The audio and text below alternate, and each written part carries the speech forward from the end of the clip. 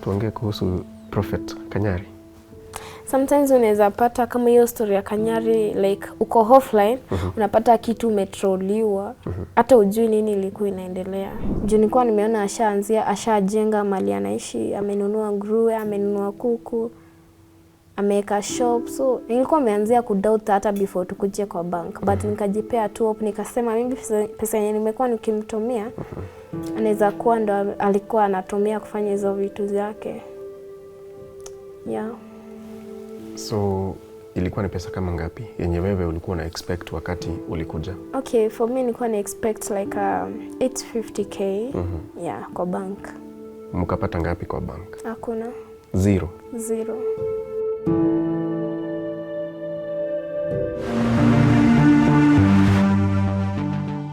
Tuko family, how are you doing? I think it's not too late to tell you Happy New Year. Happy 2025. This is the first interview that we are doing this year. And what a guest we have today. She is in the social media scene. She's out there on social media platforms. But today we are sitting down with her here for an in-depth interview about her life here in Kenya, in the Gulf, and back, and what she is doing. She's quite young, but she has seen and gone through quite a lot. Let's welcome the one and only Kawira. Kawira? Hi. How are you? I'm fine. Welcome to Tuko. Thank you so much. You're looking very lovely. Thank you. Now, introduce yourself to our audience. My name is Kawira in all platforms. I'm 22 years old. You see, I said you're quite young. What is your official name? Kwa ID, Anne Kawira Joseph. Anne Kawira Joseph. Karibu sana. Thank you. Let's get to know Anne Kawira Joseph, Kawira official. Where do we begin? Where are you from? I'm from Meru. Yeah. Hapo ndio ulikulia? Ulikuwa namna gani? It was my childhood. It was a little bit hard. Yeah, so? in the trauma as well, till How so? now. I was born in a family of 6. So kwa familia yetu, mimi ndo, I'm not the same father with others. So my stepdad, he left a trauma. Like, so now I have a mark here in my eye, and I have a mark here. So this is a trauma, lifetime trauma. My stepdad used to mistreat me a lot. So, yeah. And why exactly? Just because najua mtu hajaniza, so lazima ni mistreat. Not lazima, there is some stepdad who are good, but mine was not good. Yeah. It was brutal, it was cruel to you. He almost, this day I think he almost killed me. No. Yeah. Do you remember that day, what had happened? I remember the fight with my mom. I was so young, maybe 8 years. They fight with my mom. So my mom vile alienda, akakimbia, so he come after me. Kanichapa. He almost killed me that day. Yeah. And after that, bado uliendelea kugo kwa hiyo familia? No. After that, nilifuata my mom. My mama akanipeleka kwa my grandmom. Nikaanzia kulelewa na my grandmother. But unfortunately, after maybe 3 years, she died. Oh no. Yeah. So, uliachwa na nani? My mom, ile tu kutangatanga kwa sister, kwa brother, kwa majirani hivyo. That is how I grew up. Yeah. Now you mean kwa brothers and sisters of your mom? Yeah. Your aunts and uncles? Yeah. Even if you may grow? Yeah. Masomo ulifika wapi? Nilifika high school, but after I finished class 8, my stepdad because he was alikuwa mtu wa serikali sana, my stepdad. So vile nilimaliza class 8, akashika my mom, akapeleka jela ili nisi join high school. Why? How? Because he don't want me to study. But wewe na your mom ni mko tofauti. Why arrest your mom? Just because alikuwa anajua akiarrest my mom, nitaenda maybe niolewa after class 8. Yeah. And your mom alikaa jela for how long? My mom stayed for 2 years. Na kesi yake hata hakukuwa na case. And after that it was a hand for me. Sometimes nilikuwa nafikiria niende nigongwe na gari because nilikuwa napenda masomo sana. But now Msamaria mwema akakuja, nikatafutanga mama mwingine wa kanisa. I used to go work as a house girl nikiwa after class 8. Nikitoka hiyo shule nilikuwa day school, nilikuwa naenda nafanya kazi. Napata pesa ya shule, but my principal used to support me because she knew my story. Yeah. So that is how you did your 4 years in high school? No, before I finished high school, that is nikiwa form 3, I got a scholarship through Honorable Kawira Mwangaza. She supported me, she took me to a boarding school because I was very brave. And then nikaenda nikamaliza high school boarding. Yeah. Uliingia high school after how long ulipomaliza class 8? Unaona ya kuna kuanga na ile period before exams itokee, nilikuwa nishapata mama wa kanisa akaanzia kukaa na mimi na akanitafutia kazi ya nyumba hizo mahiria zetu za Meru. So nilikuwa before ni join form 1 sikukaka. Okay. Yeah. And then you're done with form 4 exams. Ulienda college? No. Yeah. What happened? I did not have money. My mom alikuwa ashakuja. Hakuwa na enough money ya kunipeleka shule, so I decided kwenda Gulf. Kabla tuende sasa pahali utaenda Gulf, let's talk a little bit about your parents. Your mama ametoka jela, atarudi tu bado kwa your stepdad? No, my mama alianzia tu maisha yake huku nje, akaacha my young ones kwa dad. Yeah, tukaanzia kuishi na yeye, maisha ikaendelea.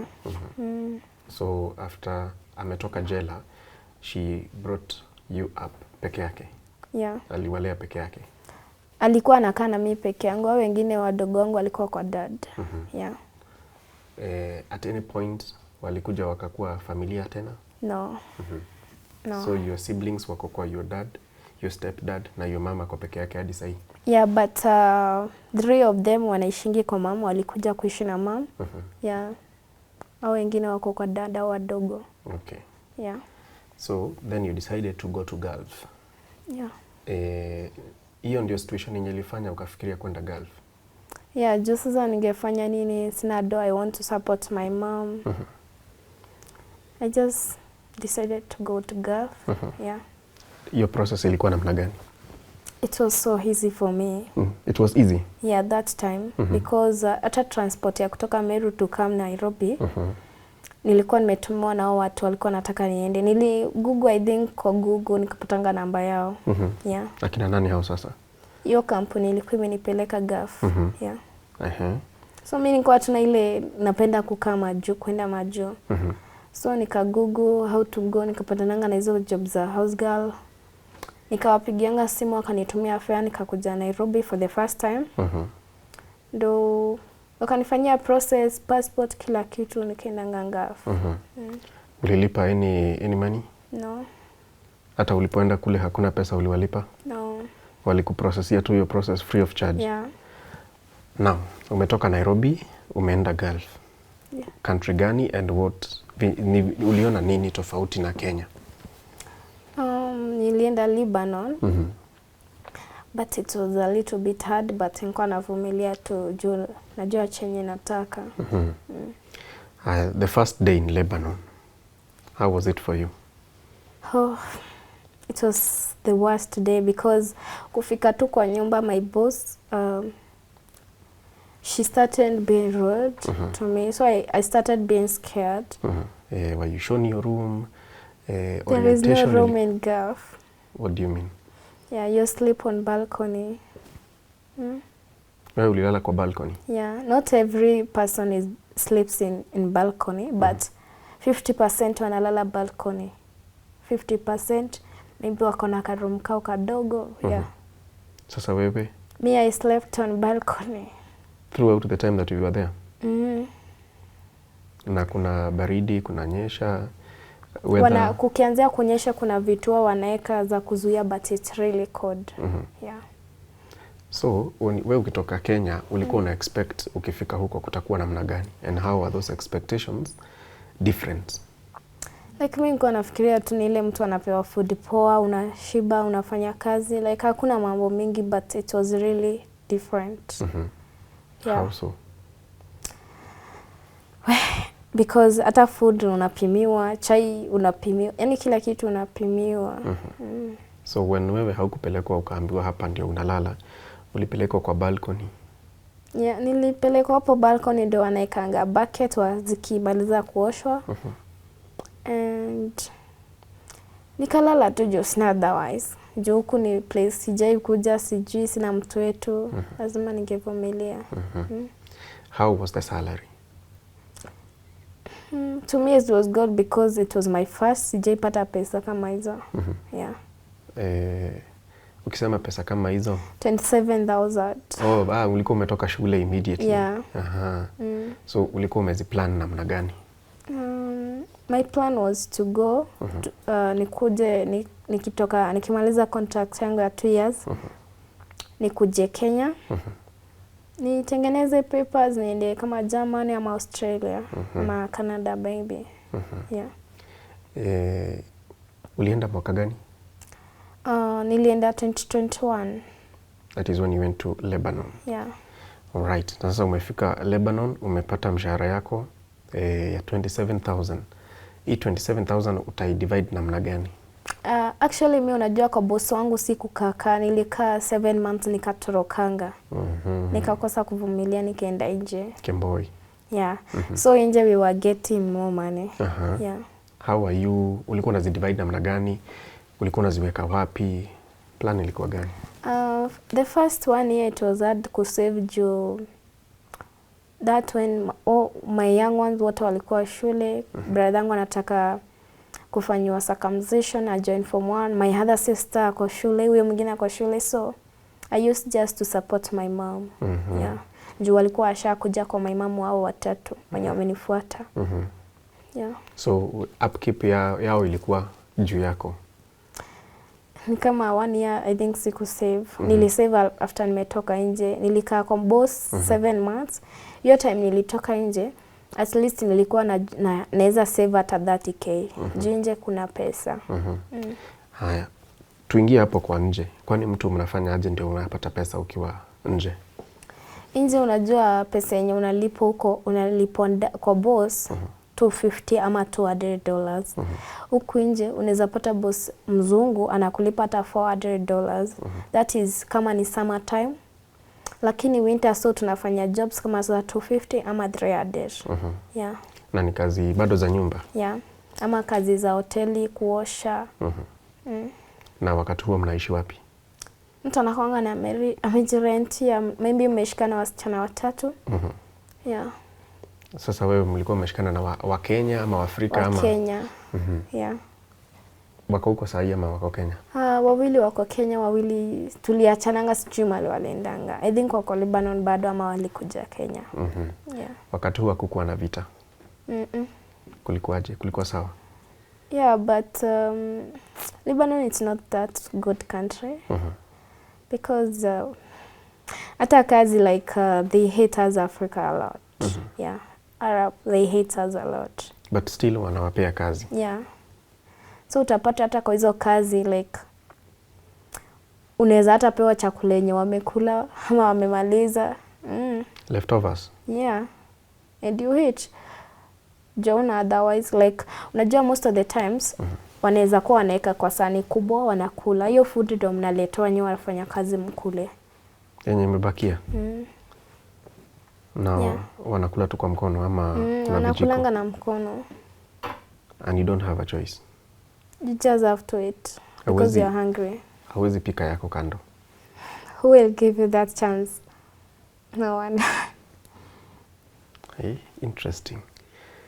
So, umemaliza hii mwaka moja, you're helping to kusaidia mamako na your siblings. Na huu mwaka mwingine? Mwaka mwingine I stayed 1 year, almost another 2 years. It was almost 3 years kukaa Lebanon. Yeah, nilikuwa nimesave sana. I really worked hard. especially when it comes to summertime. Unaweza pata hata $600 per month. Summer juu uko nje. Unapatana na wazungu wanakupeanga hizo tips. Yeah. So ulikuwa una save wapi? Mimi nilikuwa natumia mamangu do. Yeah, ananiwekea kwa bank kama ako na shinda namwambia, but every time I used to send. Kama natuma 50 namwambia tumia 10 ama 5. Yeah. Every time I used to send that. For like 2 years. Yeah. Every month. Yeah. Then what happened when you came to Kenya? When I came to Kenya, nilikuja tu hata sikuwa najua, nilika 3 days. So the 4th day nilidecide kumwambia twende kwa bank. Unipe donji, nataka kuanzia process za kusoma Kijerumani. Nilikuwa nataka kusoma Kijerumani. Yeah, umeniambia ulikuwa na dreams za kwenda Germany. So vile tulienda kwa bank, my mom idea yake ilikuwa ende ya nini aombe loan. So mimi sikuwa najua. So I just started crying after realizing there is no money in the bank. I cry. Yani nilikuwa nataka hata kujiwa hiyo time, by the way. Alikuwa naomba loan ndio akupatie hiyo pesa ama? Najua tuliingia pale anataka kutoa do. So maidi yangu ni ndo anaenda kutoa. So yeye anaenda kuuliza au nini wa bank anawezaje omba loan since mtoto wake amekuwa akimtumia do. Hivyo ndo aliuliza bank au nini watu wa bank. So hapo nikaanzia kushikwa na wasiwasi. Nikamuuliza hakuna pesa, and she told me yes, I used the money. Juu nilikuwa nimeona ashajenga mali anaishi, amenunua nguruwe, amenunua kuku, ameweka shop. So nilikuwa nimeanzia kudoubt hata before tukuje kwa bank. But nikajipea tu hope, nikasema mimi pesa yenye nimekuwa nikimtumia anaweza kuwa ndo alikuwa anatumia kufanya hizo vitu zake. Yeah. So ilikuwa ni pesa kama ngapi yenye wewe ulikuwa na expect wakati ulikuja? Okay, for me nilikuwa na expect like 850k. Yeah, kwa bank. Apart from yenye nimemtumia. Mkapata ngapi kwa bank? Hakuna. Zero. 0 shillings? 0. Not even a bob. At that point, what was going through your mind? Kawira. Mimi nilianzia kupiga duru town. Nilianzia kupiga duru. Nilikuwa nataka kwenda hata nifanye vitu mbaya, but watu wenye walikuwa hapo, mamangu alienda hata kuniongelesha. Akatoka tuko bank akaenda, na mimi sasa nikaacha hapo nalia hapo kwa tuko bank. I cried. Nikaenda kwa nyumba nikapack manguo zangu zote. Nikaingia live nikilia, nikaelezea my people, my fans what has happened. And that day I decided ndo nikatokanga home, nikakuja Nairobi hiyo siku. So e-bank tunaongelea ilikuwa ni Meru? Yeah, ilikuwa ni Meru. So mimi after hiyo day, hiyo siku tu ndo nilitokanga Nairobi, nilitokanga Meru nikaenda Nairobi. Juu ningekaa hapo maybe hata tungefanyiana kitu mbaya na my mom. Yeah, juu vitu zenye mimi nimepitia Gulf, nikuja nipata hakuna pesa, it was really hurting a lot. Yeah. And did she ever call you muongee ama what happened? Relationship yako na yeye kwa hivi sasa iko namna gani? Sai vile nikaingia sasa TikTok, nimekuwa active. Watu wakakuwa akiniongelesha kama kina Peter Keoi, watu wengi kina MC Chris, kina Hana, wakaniongelesha. Nikarudi nyumbani kwa apologize because I really talked bad hiyo siku before nitoke. Juu nilikuwa na hiyo masira. Nikaenda nika apologize, nikarudi Nairobi tena. Ndio sasa after kurudi maisha ikaanzia kuwa hard, sikuwa na job, sikuwa na anything. Nilikuwa naishi kwa cousin yangu. Huyo cousin yangu tukakuja kukosana naye usiku. Ikaamua tu kwenda hiyo siku. Sasa nikasaidiwa na ma TikTokers. With time nikapata Good Samaritan akanisaidia ngado 300,000 nikaanzia nayo maisha. Hiyo 850,000 ulikuwa umeipangia kufanya nini? Okay, my plan was nikuje nianzie process ya Germany. Niende Germany nisaidie watoto wetu wengine wadogo. Yeah. Na Germany ulikuwa unaenda kufanya nini? The same ulikuwa unafanya Lebanon? Okay, nilikuwa na plan ya kwenda Germany, nisome au pair, niende kama au pair. That is au pair unaweza kaa hata 5 months kwa mtu, alafu anzie maisha yako. Uendelee kusoma Kijerumani. Alafu with time utafuta kitu cha kufanya. Because I have friends there. But unajua watu siku hizi si rahisi wa kusaidie kukuconnect uende huko. So my plan was just nijisaidie mimi mwenyewe niende huko. Kwa hivi sasa relationship yako na your mom, because hii kitu ilifanyika last year, right? Yeah. Relationship yako na your mom imekuwaje after that? Juu mimi nakuanga tu na roho ya kuwasaidia. I still help them even now. Yeah. So you're in good terms with your mom? Yeah, we are in good terms. Ulienda Christmas? Yeah, actually niliwapelekea Christmas, nguo, viatu. Yeah. Okay, that's a good spirit. Najua mtu wako na roho poa, hata ufanyiwe nini still utaenda uwafanyie, utawakumbuka tu, like you can't do anything. Especially when you remember where you've come from. Yeah. So what are you doing currently, Kawira? Currently nafanyanga job ya kuuza nguo TikTok online.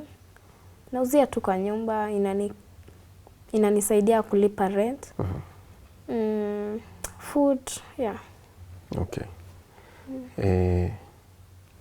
What is your plan now that ile mambo ulikuwa umepanga kwenda Germany and all that, hiyo haikufanyika?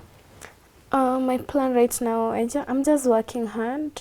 Nikipata chance, I will still go because life still is actually it's hard in Nairobi. Yeah. Or you still want to go out? Because I think if I go out at least nitasaidika, but nikiwa huku sasa nikiuza nguo, tuseme nguo kama hii utapata 500. Kama hii utapata maybe 200. Like haitaishi kukusaidia hiyo 200. You need to think outside the box. And sorry, what's up? Nothing. Your story ilikuuma hivyo? Even now I chat, but I have to just work out. Yeah. I'm sorry. It's okay. It will be well.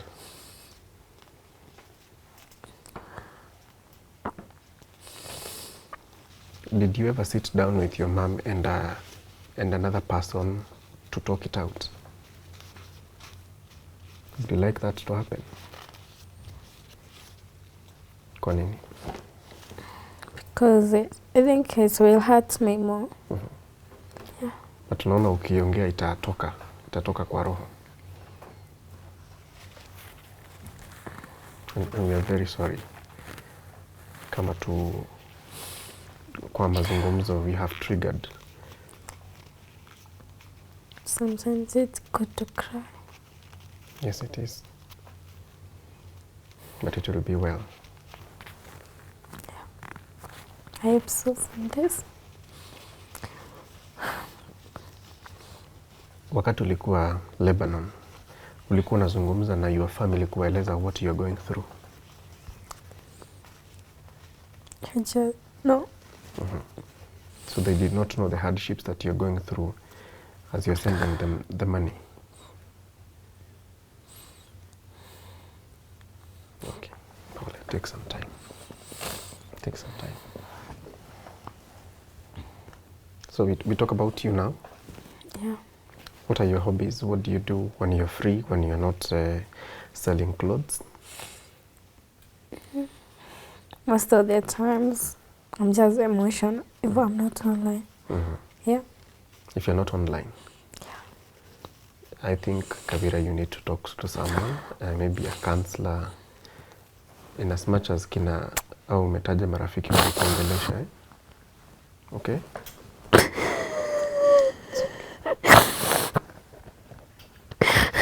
very well.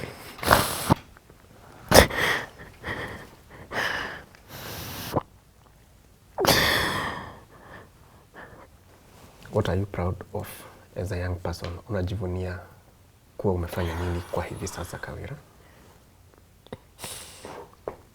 I'm just happy I helped them.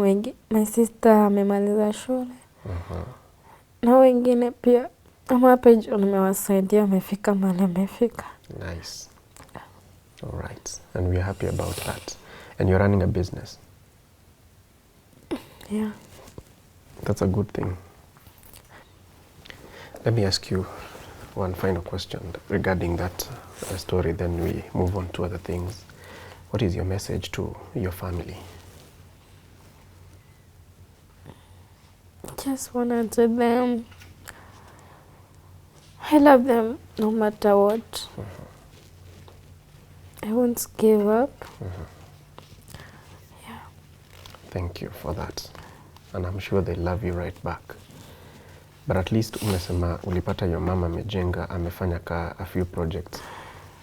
Anything that is, kuna kitu unapatanga kwa hiyo project ama ulimwachia ajiendeleze? But I think alikuwa tu anakula pesa na kujibamba. There is nothing much there. Yeah. Kawira, yes. You are young. Lakini uko na mambo mingi sana zinaendelea in your life. Unakutana na senior politicians, una push popular people and brands, uko na biashara, you are a TikToker, una balance hizi vitu namna gani? You so young. I just overwork. Yeah. At least maybe to try my best to be successful. Yeah. And success is calling you just as you're looking for it. Itakuja kwa mpigo. Sindio? I hope so. Yes. Talking of the people that you meet, tuongee kuhusu Prophet Kanyari. Okay. It's okay. Mulimeet namna gani? We just meet on TikTok. Nikaendanga tu church yake. He started supporting me. Yeah. Ulienda church yake? Yeah, na naendanga pia sasa. Oh, we ni mshirika wa Prophet Kanyari? Yeah. Okay. So the relationship between you and him is just pastor and the shepherd, I mean, pastor and the congregant, yani ni mhubiri na mshirika? Yeah, but despite that, he is my good friend. Mtu mwenye ukiwa na shinda, unaweza mpigia akusaidie. Yeah. All right. Kwa hivyo ile mambo watu wanaongea kwa mitandao? No. Even I don't know. Let me actually ask a very direct question. Okay. You are not romantically involved with Prophet Kanyari? No. Hata anani respect sana. Yeah. How about you? Me, I respect him like he's like my dad to me. Yeah. Okay. Thank you for that clarification, because kuna watu wamekuwa wakiongea mambo mingi kwa mitandao na I'm sure umeziona pia wewe. Umeziona. Now that uko kwa mtandao, how do you deal with people who troll you? Na kwanza huwa uko trolled? A lot, but especially ladies. And why do you think ni ladies huwa wanakutroll sana? And actually now let's combine ladies wanakutroll. How do this gender treat you online? Hii gender yetu sasa. Wanaume. Pia wanaume unapatanga kuna mwanaume amekutusi for no reason hata umjui. Yeah, hata some men, most wanaume si sana, but mostly ladies. Why? I don't know what's wrong. But mostly ni ile tu jealous. They want something that maybe kuna kitu ananiona niko nayo. Unajua sisi wanawake tunachukiana sana. Maybe kuna kitu ananiona Kawira, anataka kukua kama Kawira. Maybe anataka kusaidiwa kama Kawira. Maybe ameona Kawira amesaidika. So hiyo jealous inamuingia. Yeah. Okay. So unadealingi aje na watu kama hao au these trolls? Me, what I've passed sometimes vitu zenye nimepass, so hata sionangi hata mtu akinitusi inani hurt, but si sana. Okay. Your fellow Gen Zs utawaambia nini? Wale kuna mtu vile umesema wanakuangalia wanasema I would like to be like Kawira. Utawaambia nini? I just wanna tell my fellow Gen Zs, just work hard, be you, usiangalie kitu yenye watu wanafanya. Just work hard, pray, na Mungu tu atawasaidia juu. Ukiangalia negativity za watu, unaweza give up, ama ushikwe na depression. Yeah. Anything else would like to say? Because I think we are coming to the close of this conversation.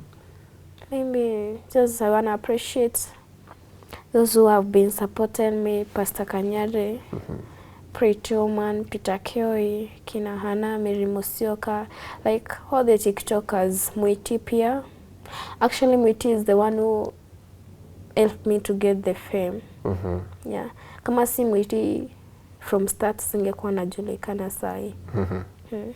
Talking of the fame, you're very, we can say you're popular on TikTok, eh? Yeah. How do you deal with it? Online and offline? Sometimes unaweza pata kama hiyo story ya Kanyari, like uko offline, unapata kitu umetroliwa, hata ujui nini ilikuwa inaendelea. Yeah. So sometimes unaweza shtuka hata ukose kupata usingizi. Unaweza pata sasa umesimama tu hapa unapata una trade mahali na ujui nini umefanya. Yeah. So una deal na hiyo kitu aje? Sometimes it's hard, but you just be used to it. Okay. I think we leave it at there today. Okay. Thank you so much for sharing your story with us and the courage despite the emotional journey that you've gone back to. But we pray that you will be strong, be successful, and we wish you the very best. Even as we begin the year, we give you all the wishes that you have. Thank you. Happy New Year. Have a prosperous 2025 and may your dreams come true. Na usikuwe na uoga. Usiogope wale ambao wana control. And as you said that you've forgiven your people, move with that spirit. All the very best. But if you find an opportunity to talk to someone like a counselor, please do. Sindio? Ndio usahau kabisa hiyo maneno. Okay. Well, hautasahau, but you'll be able to be stronger more. Sindio? Yeah. Thank you so much, Kawira, for your time. Thank you so much. And sharing your story with us. Probably before we leave, siwaambie pahali wanaweza kupata duka yako. Ni online ama iko na? Niko online, nauzia tu kwa nyumba. Yeah. So how can they find you? Just TikTok, Kawira Official, Facebook, Kawira Official. Pia I have a YouTube, Kawira Official. Yeah. Thank you. Wanunue nguo. Ni nguo gani unauza? Mostly za ladies, fashion, za watoto. Yeah. So anything they want, you can deliver. Yeah.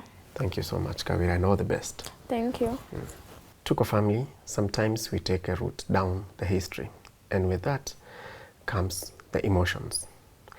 That's the story of one Kawira, Anne, and I hope that you've learned a lesson from her experience, and I pray that you also encourage her as she moves on from what has happened in her life concerning people who are very close to her. My name is Kingori Wangeshi. This has been my story right here on Tuko. And from Tuko, we wish you a prosperous 2025. Let's do this, guys. Thank you.